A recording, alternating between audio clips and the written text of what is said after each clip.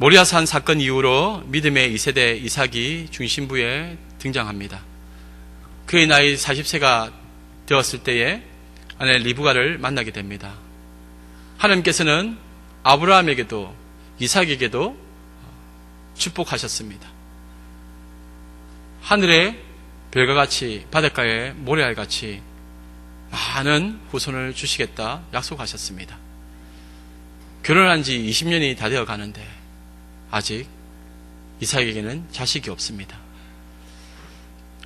아브라함의 전생애를 통해서 하나님께서는 인간은 연약하고 죄 많고 부족해서 실수투성이어서 도무지 하나님의 뜻대로 순종하며 걸어가지 못하지만은 하나님께서는 그 모든 아브라함의 삶 속에 개입하셔서 반드시 주도적으로 하나님께서 약속하신 그 언약을 성취시키는 데까지 이끌고 가심을 보여주셨습니다.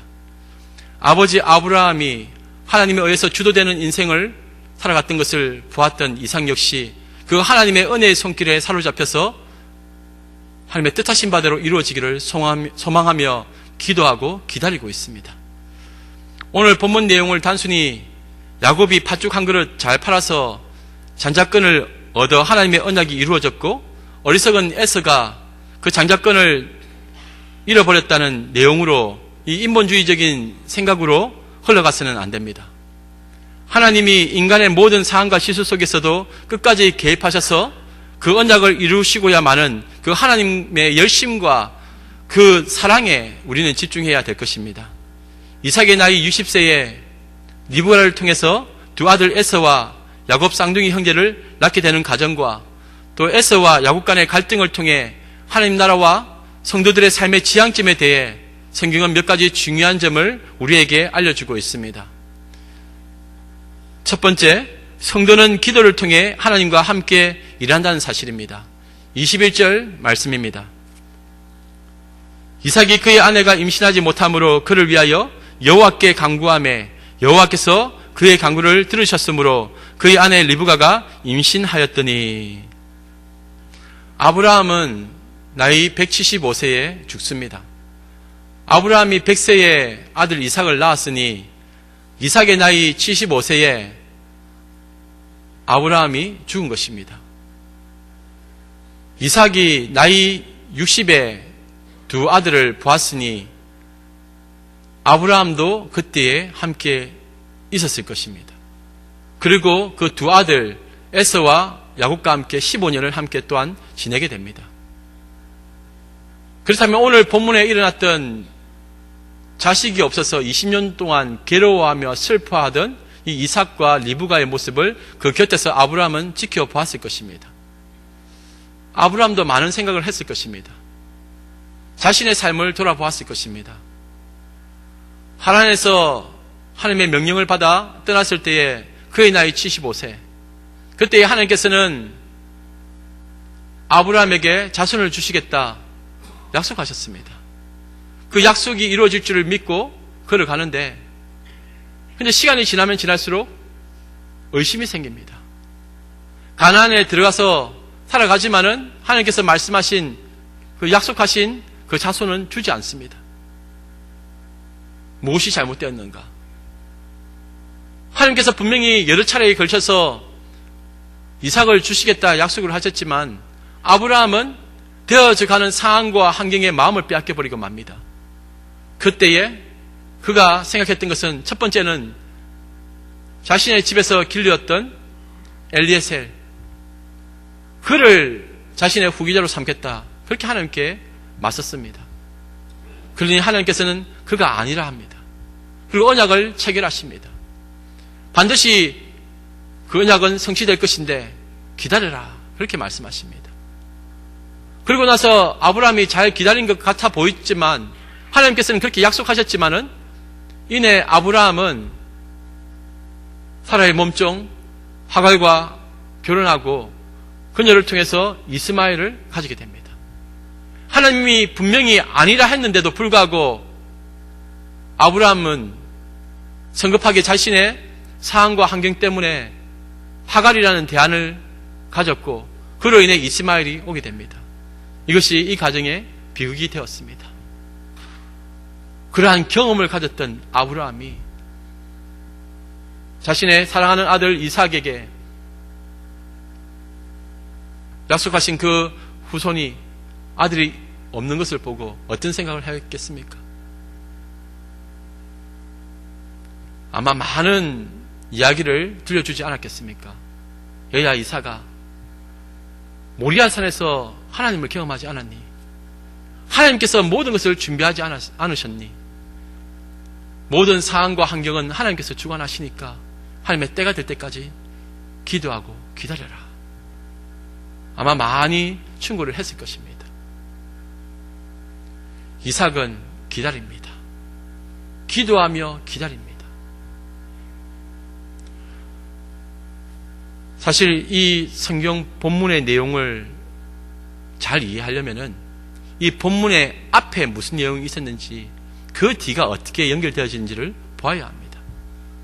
오늘 본문 앞의 내용이 무엇이냐? 사라가 죽고 난 이후에 아브라함이 거두라라는 후처를 맞이하게 됩니다. 그리고 그녀를 통해서 또 많은 자손이 생긴 것을 보여줍니다. 그 뒤에 이어서 나오는 내용이 하갈을 통해 나왔던 이스마엘의 후손들에 대한 이야기가 또 펼쳐지고 있습니다. 많은 자식들이 생깁니다. 그런데 하나님의 복을 받은 이삭의 삶을 보니, 아니 저들은 하나님의 언약 밖에 있는데도 불구하고 가만히 둬도 저렇게 번성하고 잘 되는데 왜 하나님의 복을 받은 내가 이러한 모습일까? 그런 의아심이 생기지 않았겠습니까? 비교하면서 자신을 보니까 한심스럽기도 하고 왜 내게는 이렇게 자식을 주지 않는가? 하나님께 대해서 원망의 마음도 가질 수 있지 않겠습니까? 그런데 하나님께서는 침묵하십니다. 기다리게 하십니다. 그리고 돌아가서 그 다음 오늘 본문 내용 뒤의 내용을 보게 되면은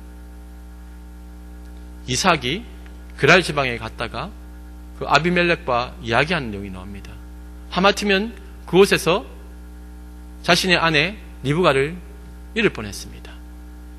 시간의 시점이 조금씩 다른데 무슨 말을 하고 있느냐 본문에. 상황과 환경에 이 모든 것들을 보면서 어떻게 세상 사람들은 잘 되어가는데 하나님의 백성은 이렇게 힘겹게 가야 되는가?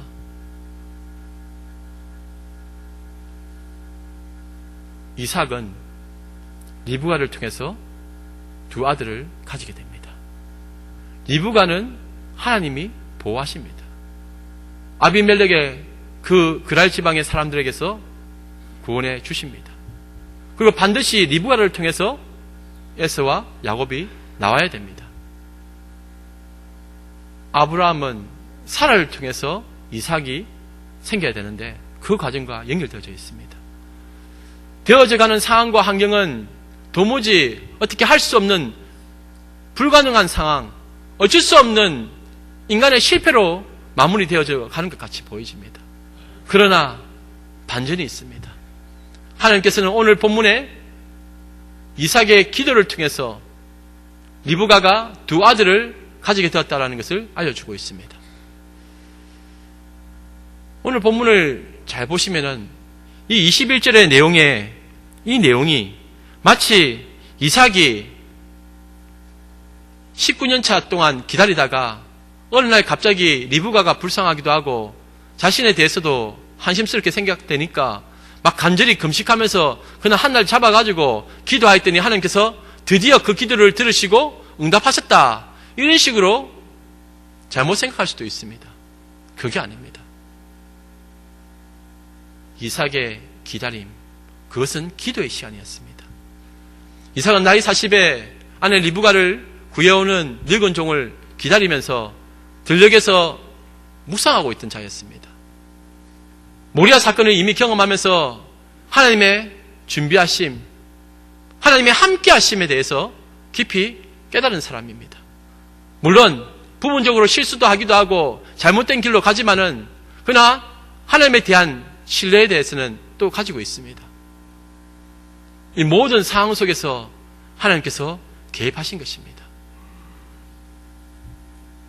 이삭은 기도하는 사람입니다.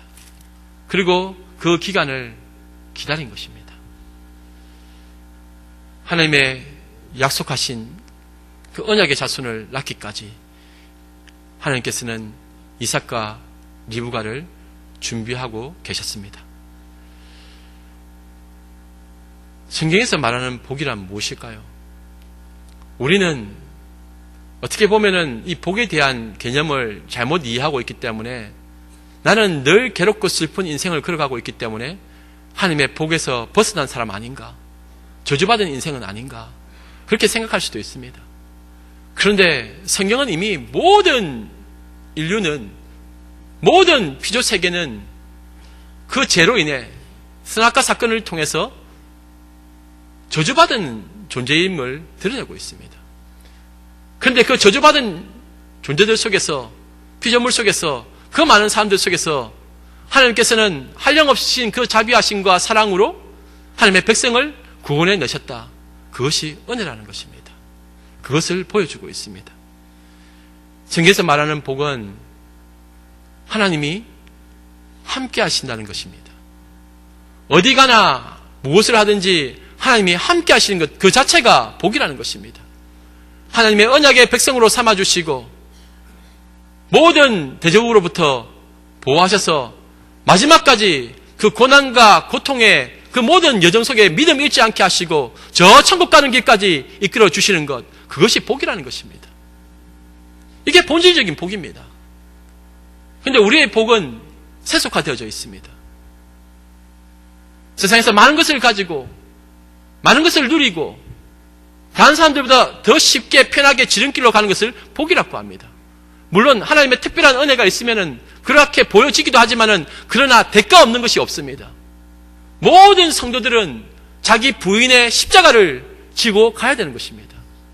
성도는 예수님처럼 살아가는 것이 복입니다. 기도하고 기다리게 하셨습니다. 모든 인간의 상황과 환경에 이 모든 것들을 넘어서서 하나님은 이미 계획하시고 그것을 성취시켜 가시는 분이십니다. 그런데 그럴 것 같으면 굳이 우리의 기도가 필요하지 않는 것 아니냐?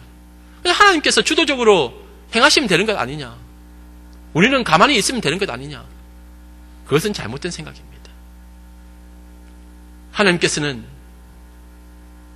우리가 하나님과 함께 그 구원의 과정에 동참시키셔서 함께 그 기쁨을 누리기를 원하십니다. 기도로 동참하게 하시고 또한 그 기도 속에서 하나님의 뜻을 발견하게 하시고 자신의 뜻이 아니라 철저히 하나님의 뜻으로 회복되어지는 것, 그리고 하나님과 온전히 연합되어지기를 원하셨습니다. 우리에게 꿈을 주시는 분이 누구입니까? 우리에게 그 기도 제목, 그 소원을 주시는 분이 누구이십니까? 바로 살아계신 하나님이라는 사실을 기억하시기 바랍니다. 빌립보서 2장 13절 말씀입니다. 너희 안에서 행하시는 이는 하나님이시니 자기의 기쁘신 뜻을 위하여 너희에게 소원을 두고 행하게 하시나니. 하나님의 그 기쁘신 뜻을 위하여 우리에게 소원을 부어주시는 분이 하나님이십니다. 그러니 여러분들이 육의 정욕을 따라서 구하지 아니하고 먼저 그의 나라와 그의 의를 위해 구한다면 그것은 하나님께서 그 기쁘신 뜻 가운데 여러분들을 주신 것이라 기억하시기 바랍니다. 그리고 하나님께서 주신 그 기도 제목을 가지고 주의 나라가 임하도록 간구하고 나아가는 것입니다. 너희는 먼저 그의 나라와 그의 의를 구하라. 그러면 이 모든 것을 너에게 더하시리라. 우리 주님 약속하셨습니다. 그의 나라와 그의 의가 뭡니까? 바로 예수 그리스도를 말씀하십니다. 하나님의 나라, 하나님의 왕 되심과 하나님의 주인 되심과 하나님의 통치하심, 그 샬롬의 땅, 그 하늘나라를 꿈꾸며 구하고 살아가는 여러분들 되시기를 주님의 이름으로 축복합니다. 오늘 말씀에 모든 일은 하나님의 뜻하신 바대로 되어질 것입니다. 그런데 이 가운데 하나님께서는 기도하며 기다리게 했습니다. 기도라는 것은 철저히 자기의 부인이 있어야 됩니다. 자신의 무능력함과 자신의 불가능함을 전제로 하고 엎지어 구하는 것입니다. 도저히 다른 사람의 방법이나 힘으로 되지 않음을 인정하고 하나님 앞에 엎드릴 때에 하나님께 간절하게 매달리게 되는 것입니다. 이때는 다른 사람과 하나님과의 관계를 보는 것이 아니라 나와 하나님과의 관계성 속에서 답을 찾아야 되는 것입니다. 그 기간이 거의 20년 가까이 되었다는 겁니다.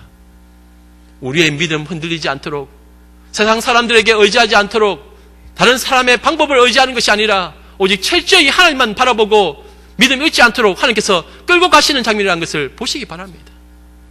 기도하게끔 만드십니다.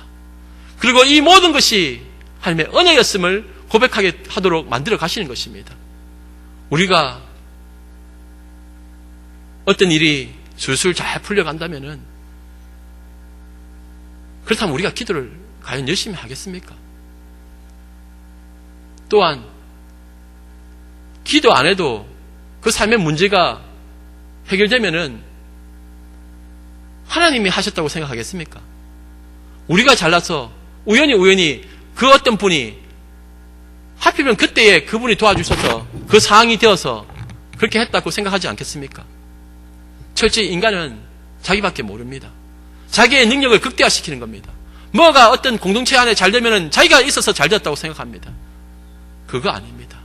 오직 하나님의 은혜밖에 없습니다. 사람에게 집중하는 것은 그것은 인본주의라고 합니다. 사람의 힘과 사람의 방법에 의존하고 살아가는 것, 그것이 철저히 인본주의라는 겁니다. 한쪽으로는 엎드려 기도하지만은 한쪽으로는 나의 대안, 나의 물질, 나의 인맥, 나의 상황들을 고려해서 다른 길을 찾아내는 것, 이스마엘을 찾아내는 것, 그것이 바로 인본주의라는 것을 잊지 마시기 바랍니다. 하나님 앞에 엎드려 기도하십시오. 그 때가 되면은 하나님께서 그 마음에 뜻하신 바대로 그 소원하는 마음을 주셔서 기도하게끔 하실 것입니다. 그러니 여러분들 하나님의 위대한 구원사에게 기도로 동참하시기 바랍니다. 비록 사소하게 보이고 내 가정의 문제인 것 같고 내 아들 하나 달라는 문제인 것 같지만은 그러나 그 속에는 보이지 않는 하나님의 위대한 구원사에게 들어있음을 잊지 마시기 바랍니다. 한나의 그 기도도 그렇습니다. 자식 하나 달라 했습니다. 그런데 하나님께서는 주지 않으셨습니다. 그러니 한나는 엎드려 계속적으로 기도합니다. 그때에 하나님께서는 사무엘을 주셨습니다. 아들 하나 달라 했는데 알고 봤더니 이 사무엘이 하나님의 위대한 일을 감당하는 하나님의 준비된 종이었습니다. 우리의 기도가 어떤 의미를 가지는지, 무엇을 어떻게 대할지 우리는 알 수 없으나 하나님께서 그 뜻하신 바대로 우리에게 소원을 주시면은 우리는 기도하면 되는 것입니다. 기도하다 보면은 우리의 인간적인 생각도 사라지고 내 욕심도 사라지고 나의 뜻도 사라지고 온전히 하늘의 뜻을 구하게 됩니다. 예수님처럼 그렇게 기도해야 되겠습니다. 처음에는 나의 뜻을 이루기를 원해서 하나님 이 잔을 내게서 옮기시옵소서라고 구합니다. 그러나 기도하면 기도할수록 깊어지면 깊어질수록 주의 뜻이 이루어지기를 원합니다. 그것이 가장 행복한 것이고 그것이 가장 안전한 것이고 그것이 가장 온전하신 것이라는 것을 여러분 잊지 마시기 바랍니다.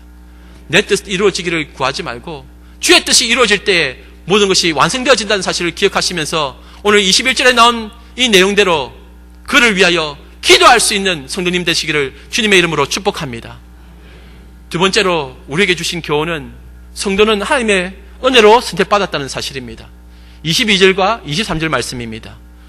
그 아들들이 그의 태 속에서 서로 싸우는지라 그가 이르되 이럴 경우에는 내가 어찌할꼬 하고 가서 여호와께 묻자온대 여호와께서 그에게 이르시되 두 국민이 내 태중에 있구나 두 민족이 내 복중에서부터 나누이리라 이 족속이 저 족속보다 강하겠고 큰 자가 어린 자를 섬기리라 하셨더라.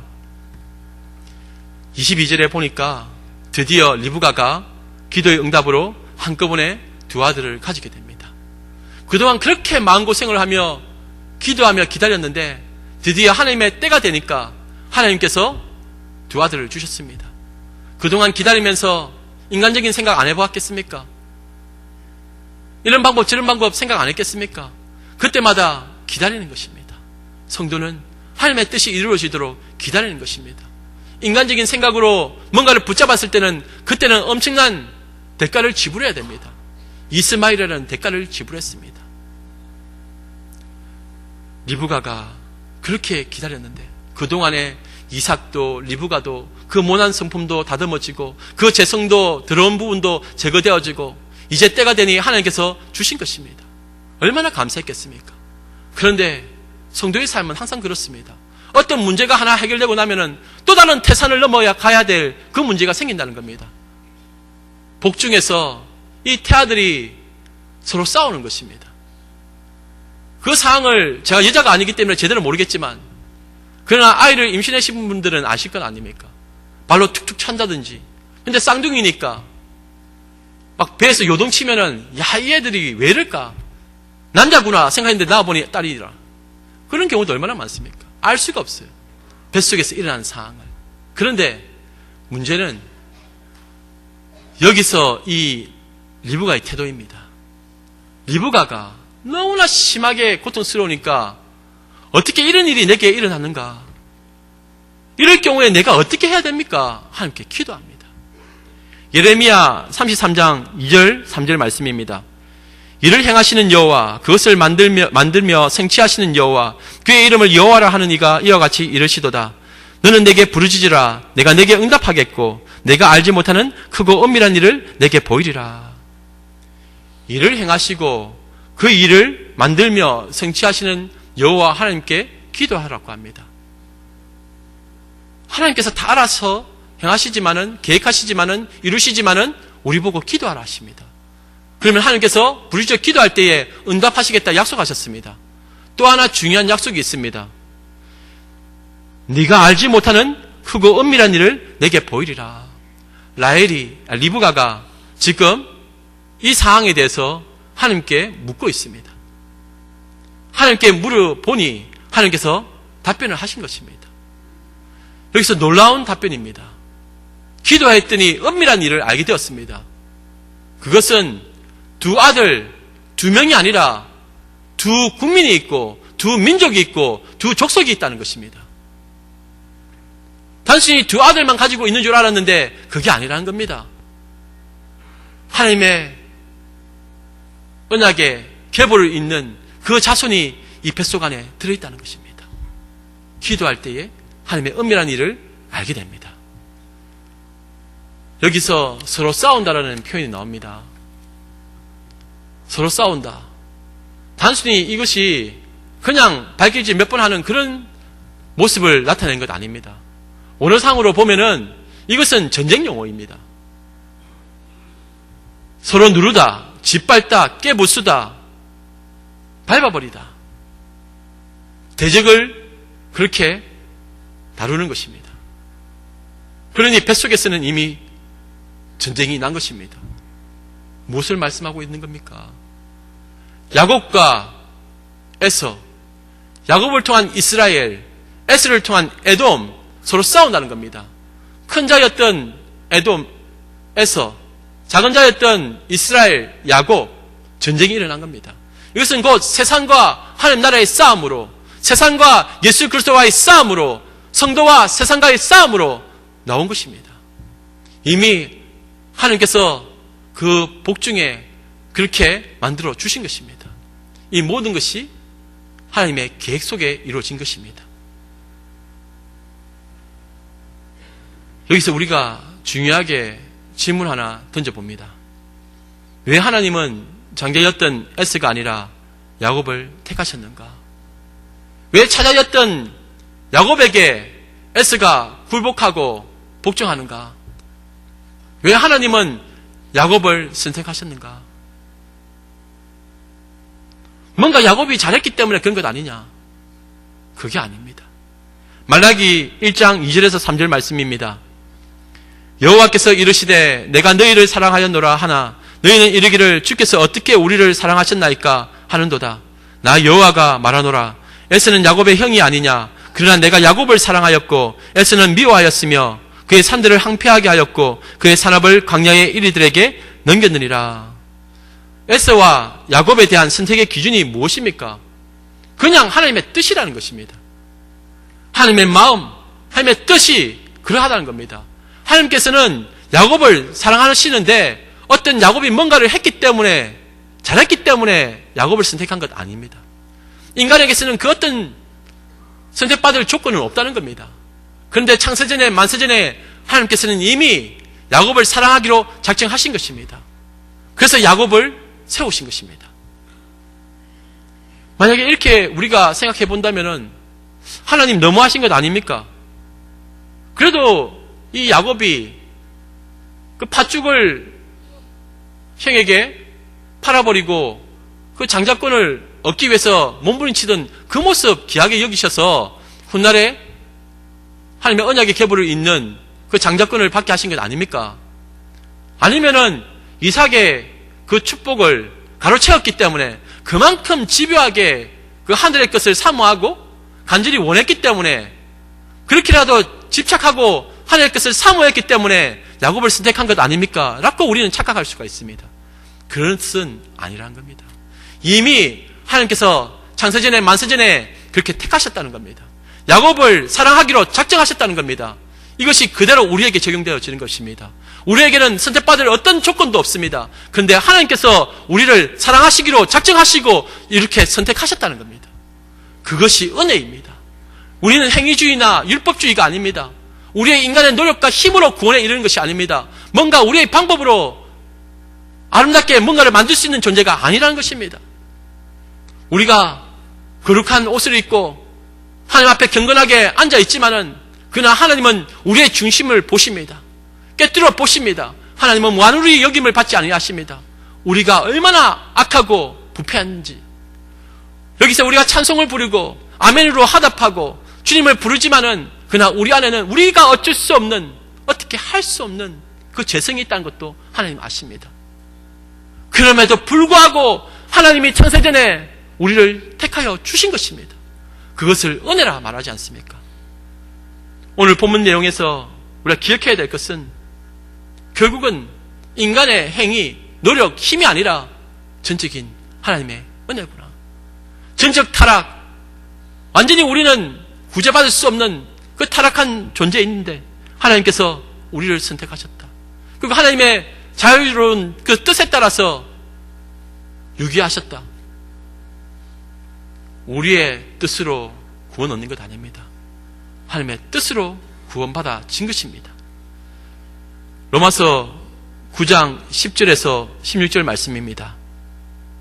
그뿐 아니라 또한 리브가가 우리 조상 이삭 한 사람으로 말미암아 임신하였는데 그 자식들이 아직 나지도 아니하고 무슨 선이나 악을 행하지 아니한 때에 택하심을 따라 되는 하나님의 뜻이 행위로 말미암지 않고 오직 부르시는 이로 말미암아 서게 하려 하사 리브가에게 이르시되 큰 자가 어린 자를 섬기리라 하셨나니 기록된 바 내가 야곱은 사랑하고 에서는 미워하였다 하신과 같으니라. 그런즉 우리가 무슨 말을 하리요? 하나님께 불의가 있느냐? 그럴 수 없느니라. 모세에게 이르시되 내가 긍휼히 여길 자를 긍휼히 여기고 불쌍히 여길 자를 불쌍히 여기리라 하셨으니 그런즉 원하는 자로 말미암음도 아니요 다른 박질하는 자로 말미암음도 아니요 오직 긍휼히 여기시는 하나님으로 말미암음이니라. 열심히 다른 박질하고 열심히 최선을 다해서 뭔가를 간절히 원한다 해서 은혜가 주어진 것 아닙니다. 자녀권이 그렇게 해서 주어진 것이 아닙니다. 그것은 인본주의적인 생각입니다. 오직 하나님의 뜻 가운데서 긍휼하심 가운데서 이루어진 사건입니다. 그렇다면 하나님이 불공평한 것입니까? 하나님 어떻게 그럴 수 있습니까? 만약에 이렇게 대항한다면은 선택받은 백성으로서는 감히 그렇게 못합니다. 하나님의 은혜 밖에 있는 사람이 그렇게 항의할 수가 있다는 겁니다. 다 죄악 가운데 불벼락 맞아가지고 영원히 꺼지지 않는 그 지옥불에 들어가서 그렇게 지내야 하는데 하나님께서 그들 가운데서 하나님의 은혜로 선택해 주셨다는 겁니다. 영원히 죽어 마땅한 우리를 구원해 주신 것입니다. 그런데 우리가 무슨 말을 하겠습니까? 하나님에 대해서 불공평하다 주장하는 것은 선악과를 따먹은 인간들이 선과 악을 스스로 분별할 수 있게 되어서 죄악 가운데서 하나님까지도 판단하는 것입니다. 하나님 잘못했습니다. 하나님이 잘하셨습니다. 해악간에 그것을 판단하는 것 자체가 바로 인간의 교만함이요 바로 죄성이라는 것을 기억하시기 바랍니다. 오늘 본문 말씀에서 우리는 이러한 하나님의 선택과 유기라는 신학적인 질문 앞에 답을 찾아야 되는 것입니다. 이것은 정말 중요한 부분입니다. 이것은 우리의 영혼에 관계되는 부분입니다. 생명에 관계되는 부분입니다. 로마서 9장 19절에서 21절 말씀입니다. 혹 내가 내게 말하기를 그러면 하나님이 어찌하여 허물하시느냐? 누가 그 뜻을 대적하느냐 하리니 이 사람아 네가 누구이기에 감히 하나님께 반문하느냐? 지음을 받은 물건이 지은 자에게 어찌 나를 이같이 만들었느냐 말하겠느냐? 토기장이가 진흙 한 덩이로 하나는 기에 쓸 그릇을, 하나는 천이 쓸 그릇을 만들 거라니 없느냐? 하나님의 주권에 달려있는 것입니다. 우리가 선택받은 백성이 된 것은 철저한 하나님의 주권에 기인된 것이지, 우리의 행위, 장자권을 얻기 위해서 몸부림쳤던 그 야곱처럼 그런 행위가 있었기 때문에, 다른 박질 하는 것처럼 열심히 달려갔기 때문에 구원의 자리에 이른 것이 아니라는 것입니다. 그러니 우리가 그 은혜에 감격하며 살아가는 것입니다. 며칠 전에 사랑하는 고 이면난 성도님 주님 품에 안기셨습니다. 지난 목요일입니다. 병원에 가서 응급실에 아침에 급하게 쓰러지셔가지고 그 응급실에 가셨는데, 저도 교육자실에서도 같이 따라갔습니다. 뛰어갔습니다. 가서 예배를 드리고 기도를 하였습니다. 그런데 또 한편 이런 얘기도 나왔습니다. 그래도 곧 깨어나실 것 같다. 의사 선생님도 곧 깨어나실 겁니다. 그렇게 위로를 했답니다. 그런데 안 깨어나셨습니다. 깨어날 줄 알았는데 안 깨어납니다. 사람은 알 수가 없습니다. 얼마나 남았는지, 어떻게 될지 알 수가 없어요. 그 모든 것도 하나님의 뜻하심 가운데서 이루어진 사건으로 받아들입니다. 믿음으로 받아들입니다. 그런데 제가 이 말씀을 곰곰이 묵상하다가 생각한 것은, 과연 중요한 것이 무엇인가? 인생에 있어서 정말 중요한 것이 무엇인가? 이 땅에서 잘 먹고 잘 사는 것, 더 많이 가지고 더 높아지는 것, 그것이 정말 중요한 것인가? 아니면은 우리 공동체, 우리 교회 이름이 드러나고 많은 수천만의 사람들이 우리 교회에 몰려오고 건물을 화려하게 크게 짓면 그것이 중요한 것인가? 성경은 그렇게 말씀하지 않습니다. 우리가 열심히 기도하고 헌금 많이 내고 전도 열심히 하고 막 그렇게 하면은 그것이 부흥인가? 성경은 그렇게 말하지 않습니다. 오늘날 한국교회와 우리들의 생각의 지평 속에는 그런 화려함과 높음과 많은 사람들의 수에 부흥이 있다고 생각하는데, 성경은 그렇게 말하지 않습니다. 우리가 꿈꾸는 사도행전의 그 교회는 어떠한 교회입니까? 예수 그리스도가 주인이 되시고 예수 그리스도가 다스리시며 성도는 본질의 자리로 돌아가서 말씀이 흥왕해지는 그것을 부흥이라고 합니다. 예수 그리스도 앞에 굴복하시기 바랍니다. 말씀 앞에 굴복하시기 바랍니다. 우리는 하나님의 거룩한 교회가 됩니다. 시대를 바라보면 무엇을 생각하십니까? 세상에 어디에 우리의 희망을 둘 수가 있겠습니까? 오직 온 우주를 다스리시고 언약을 이루어 가시는 신실하신 하나님밖에는 우리의 구원의 답은 없습니다. 그 은혜 아래 거하시기 바랍니다. 우리가 끝까지 인간적인 방법으로, 생각으로 살아갈 수밖에 없는 연약한 존재라는 것을 우리 하나님도 알고 계십니다. 그래서 예수의 이름으로 이런저런 나쁜 짓도 하기도 하고 여러 가지 교회의 영광이니 부흥이니 하면서 세속적인 야망의 도구로 사용하기도 합니다. 교회가 회복되어야 됩니다. 하나님 이 땅 고쳐주시옵소서 그렇게 외치기 전에 주님 내가 회복되기를 원합니다. 이것은 영혼에 관계되는 부분이고 생명에 관계되는 부분입니다. 생명 아니면 죽음입니다. 하나님의 절대 주권을 인정하시고 하나님의 은혜를 사모하시면서 이 땅의 구원과 회복에 대해 기도하시기 바랍니다. 마지막으로 성도는 세상의 것으로 하늘의 것을 바꾸지 않습니다. 34절 말씀입니다. 야곱이 떡과 팥죽을 에스에게 주매 에스가 먹으며 마시고 일어나 갔으니 에스가 장자의 명분을 가볍게 여김이었더라. 에스가 사냥을 하고 돌아옵니다. 그의 몸은 심히 피곤하고 배고픈 상황입니다. 자신의 입에서도 죽기 일보 직전이라 하지 않습니까? 그만큼 기진맥진한 상태에서 돌아왔는데 지금 맛있게 팥죽을 끓이고 있습니다. 하필이면 그때에 야곱이 팥죽을 끓이고 있습니다. 거기에는 많은 사람이 있었을 것이고 또 원한다면은 이것저것 먹을 수 있는 것이 많이 있었을 것인데 그때에 이 S가 마음을 두고 있었던 것은 팥죽 한 그릇이었습니다. 그 팥죽 한 그릇과 떡, 그것에 마음을 쏟은 것입니다. 다른 것도 있지 않았겠습니까? 다른 방법도 있지 않았겠습니까? 항상 우리가 넘어질 때에 보면은 그 하나에 집중하기 때문에 그렇습니다. 그것이 전부인 줄 알고 그것만 바라보고 달려가고 있는 것입니다. 그런데 그것이 하나님의 뜻이 아니면 어떻게 합니까? 팥죽 한 그릇, 그것이 무엇을 말합니까? 바로 성도의 삶의 방향성, 지향점, 정체성에 대해서 드러내시는 것입니다. 야곱의 입장에서 이 본문을 해석할 수도 있겠지만은 오늘 성경의 본문의 문맥을 볼 때에는 에서의 상황에서 우리가 해석하는 것이 맞다고 생각되어집니다. 에서가 지금 장자의 명분을 가볍게 여깁니다. 그 장자의 명분이 무엇입니까? 단순히 다른 형제들보다 아버지의 유산을 2배로 받는 것이나 또는 집안의 대소사에 주도적으로 이끌어갈 수 있는 주도권을 가진다거나 이런 것만을 이야기합니까?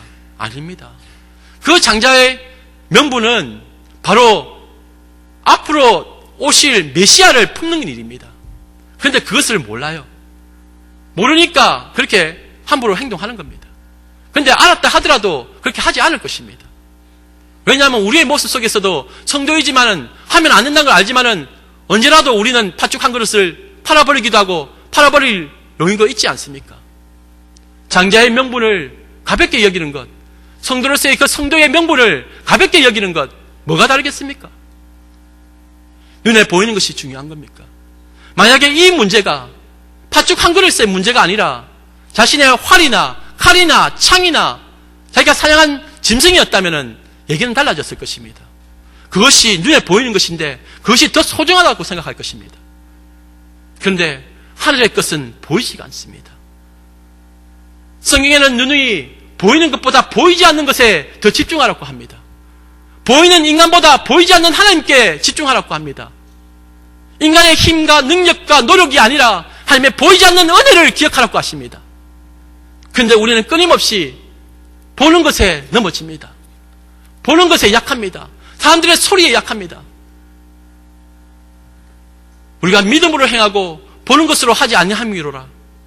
믿음으로 행하는 것입니다. 믿음으로 바라보는 것입니다. 과연 우리는 하늘의 것을 사랑하고 있는가? 이 땅보다 저 영원한 하늘나라 그 본향을 사모하고 있는가? 내 사모하는 주님 그 계신 그곳을 우리는 사모하고 있는가? 이 땅에 이 짧은 인생길, 한편 길밖에 되지 않는 이 짧은 인생길 속에 우리가 무엇에 연연하며 무엇을 추구하며 살아가는가? 에스의 이 모습이 바로 우리의 모습인 것을 투영시키고 있는 것 아닙니까? 오늘 예수보다 소중한 것이 어디 있습니까? 그 장자의 명분에 예수 그리스도가 들어있는 것 아닙니까?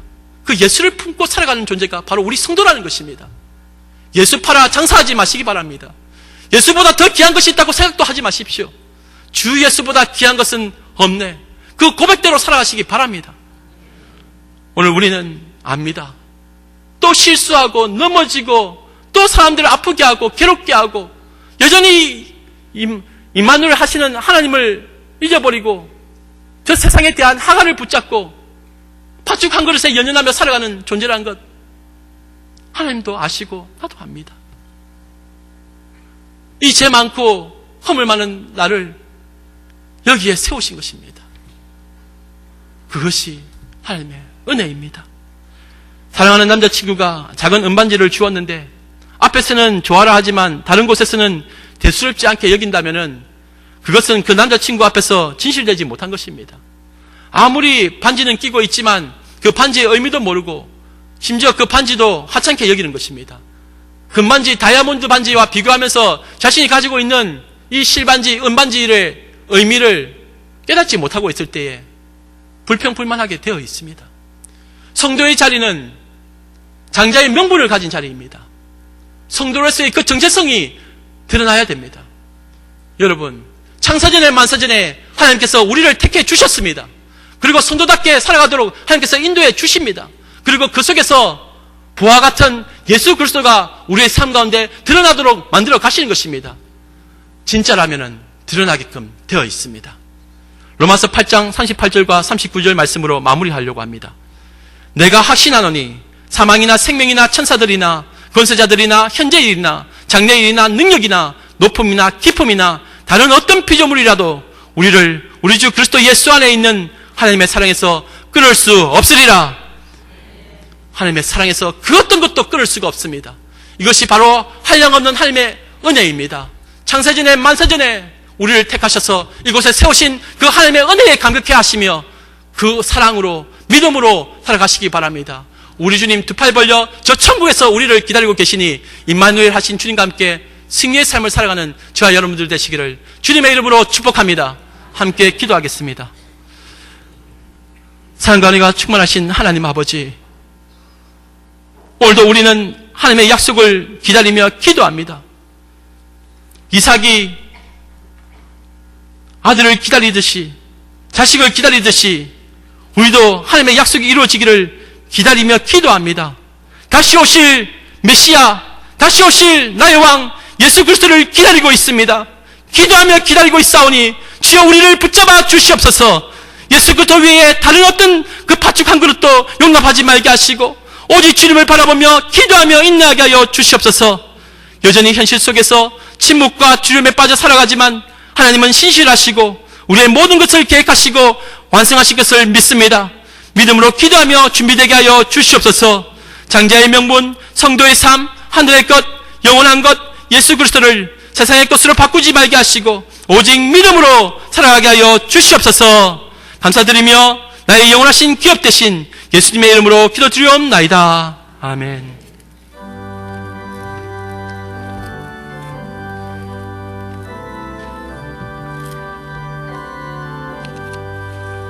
나의 영